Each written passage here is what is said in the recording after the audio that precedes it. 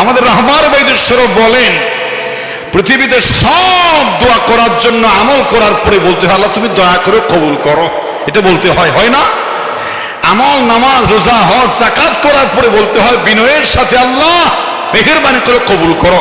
পৃথিবীতে একটা মন আছে আপনি শুধু জবান দিয়ে ডেলিভারি দেবেন, কবুল করো বলা লাগবে না, বিনা প্রার্থনায় আল্লাহর আরশে লেগে যাবে, সেইটা হলো আমার দয়াল নবীর দরুদ শরীফ। বলেন সুবহানাল্লাহ। পৃথিবীতে এক প্রকার ফেরেশতা আছে, তাদের দায়িত্বটাই হলো সেটা কোনো মানুষ যদি আমার রাসূলের উপর দরুদ শরীফ পাঠ করে সঙ্গে সঙ্গে মদিনায় মুনাব্বারায় পৌঁছে দিবে, কবুল হবে। বলেন সুবহানাল্লাহ। আমি জিকির নিয়ে কথা বলছি, আর জিকির এর উপরে জিকির করবেন আমাদের ইমামুজ জাকিরিনের কলিজার টুকরা সন্তান আল্লামা নুরুল ইসলাম রাহমাতুল্লাহি আলাইহি সাহেবজাদা, আপনারা জানেন আতিকুল্লাহ সিদ্দিকী মাদ্দাজিহুল আলী, তিনি এসেছেন।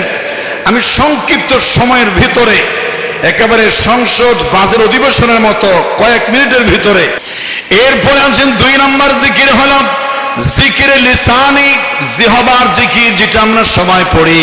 শরীয়তুল্লাহ জিহাদি সাহেব বলেছেন 4 প্রকার, 4টা শ্রেষ্ঠ জিকির, সুবহানাল্লাহ, আলহামদুলিল্লাহ, ওয়ালা ইলাহা ইল্লাল্লাহ, আল্লাহু আকবার শ্রেষ্ঠ জিকির।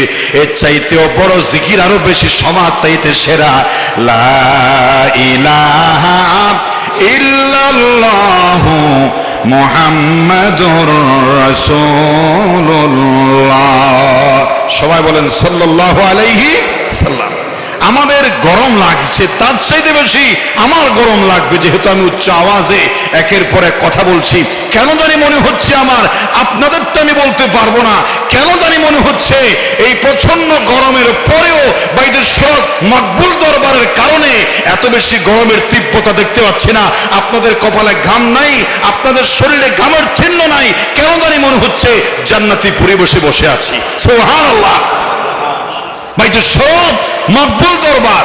আমি এটা বলতে পারি, যদি আপনার আলোচনার সাথে সম্পৃক্ত না থেকে 2 জন গোল গোল করে বসে কথা বলতেন, আপনাদের মাথায় কপালে নাকে ঘামের দৃশ্য দেখা যেত। কিন্তু এখন আল্লাহর জিকিরে ফিকিরে আছেন মকবুল দরবারের একটি মকবুল মহিলা, মডেল মহিলা মাদ্রাসার জান্নাতি পরিবেশে ওলামায়ে কেরামের সান্নিধ্যের জান্নাতি মজমায় আছেন। এজন্য গায়েবীভাবে আপনাদেরকে এসির আল্লাহর পক্ষ থেকে একটি শান্তির বাতাস প্রবাহিত করা হচ্ছে। সুবহানাল্লাহ। নাযালাত আলাইহিমুস সাকিনা বলা হয়েছে, হাদিসের ভাষায় বলা হয়েছে যখন আল্লাহর জিকিরে মানুষ বসে যায়, নাযালাত আলাইহিমুস সাকিনা, আকাশ থেকে তাদের উপরে সাকিনা নাজিল হয়। সুবহানাল্লাহ। আপনাদের কষ্টের কথা আমরা সবসময় চিন্তা করি। আমি মাহফিলে গেলেই বলি আমার শ্রোতা মণ্ডলীদের কি ব্যবস্থা আছে, ফাঁকা আছে কিনা, অসুবিধা হচ্ছে কিনা, খাওয়ার পরে কোনো তাবরুকের ব্যবস্থা আছে কিনা, নাকি দিনভর রাতভর ওয়াজ শোনাইয়া খালি মুখে বিদায় করছেন। আমরা আপনাদের কথা আপনাদের চাইতে বেশি চিন্তা করি। আলহামদুলিল্লাহ বলেন। 2 নম্বর হলো জিকিরে লিসানি, জিহবার জিকির। জিহবার জিকিরের 1 নম্বর চ্যাম্পিয়নে, যেটা বাইদুস্বরূপের সব জায়গায় জিকিরের শুরুতেই এটার প্র্যাকটিস করা হয়। লা ইলাহা ইল্লাল্লাহ। সবাই শুধু একটু জিকির করে ফেলেন না, পরে করবেন তো।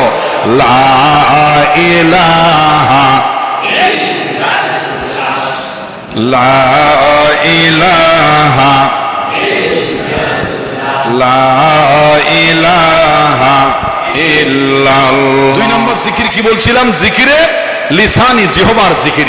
একদিন হযরত মুসা আলাইহিস সালাম বলছেন, আল্লাহ তোমাকে খুশি করার জন্য, তোমাকে রাজি খুশি করার জন্য, তুমি তো আমার উপর খুশি আছো, এজন্য লক্ষ মানুষের ভিতরে আমাকে মুসা কালিমুল্লাহ বানিয়ে তোর পর্বতে ডাইরেক্ট লাইভে কথা বলেছো। বলেন সুবহানাল্লাহ। আমি তো তোমার উপর খুশি আছি, তুমি আমার উপর খুশি আছো। আমি তোমাকে এত বড় নিয়ামত দেওয়ার কারণে আরো বেশি তোমার কাছে নৈকট্য হাসিল করতে চাই।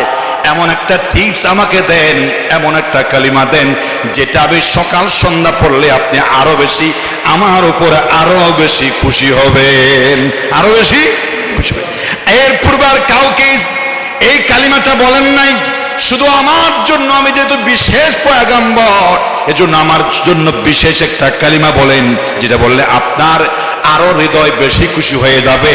শুধু আমার জন্য নতুন বলবেন, ইতিপূর্বে আর কেউ বলে নাই, এবং আপনার সবচেয়ে ফেভারিট কালিমা আমাকে বলেন, দিন রাত পরে আমি আরো বেশি আপনার নৈকট্য হাসিল করতে চাই। বলেন সুবহানাল্লাহ। আল্লাহ পাক বলছেন তাহলে রেডি হও, আমার কাছে সবচেয়ে ফেভারিট কালিমা, সবচেয়ে পছন্দের কালিমা আমি এখন তোমাকে জানাতে চাই। রেডি হও, আমি বলতেছি। বলে মুসা কালিমুল্লাহ, আমি আপনাকে বলতেছি, আপনি পড়বেন লা ইলাহা ইল্লাল্লাহ, লা ইলাহা ইল্লাল্লাহ, লা ইলাহা ইল্লাল্লাহ মুহাম্মাদুর রাসূলুল্লাহ সাল্লাল্লাহু আলাইহি